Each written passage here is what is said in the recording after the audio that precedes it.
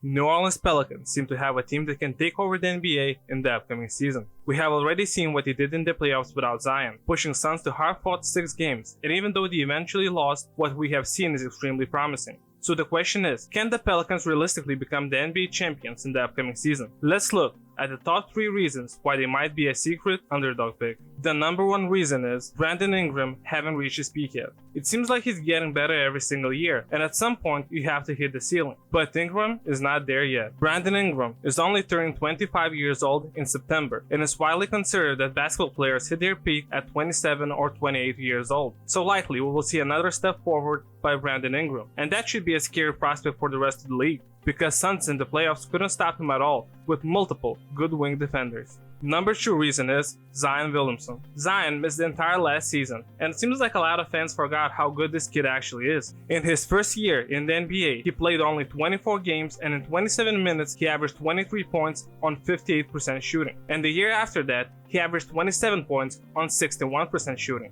Pelicans have a true game changer on their team, and I'm certain that if Zion would have played last season, they would have beaten the Suns, and likely the Mavericks as well. Reason number 3. CJ McCollum and the run after the All-Star break. Before CJ McCollum became a member of the Pelicans, New Orleans struggled on defensive end as well as scoring efficiency, but that turned around later in the season. CJ's impact wasn't instant, but after the All-Star break, it became obvious why the Pelicans traded for him. Pelicans, after the All-Star break, had a record of 13 wins and 10 losses. And you might say, what is so impressive about that? Well, turning around the season at the second part of the year in the NBA is extremely hard, but Pelicans did just that and went from the record of 23 wins and 36 losses to the record of 36 wins and 46 losses, which was enough to get them into the play-in tournament. When they got into the play-in tournament, they won against the Spurs and the Clippers to get themselves into the playoffs, and then made the Suns sweat for 6 games before eventually losing. But if that is not enough to call it impressive, how about this stat line? After the All-Star break, the Pelicans were 8th in offensive rating and 9th in defensive rating, clearly fixing both problems that they had before CJ joined the team. Another issue that the Pelicans had was shooting from the 3-point range, and that went from 32.9% before the All-Star break to 34.9% after the All-Star break. And yes, it's still not great, but clearly the team made a step forward, and now they had time to gel with one another and added the rookie Dyson Daniels with an 8th pick in the 2022 draft,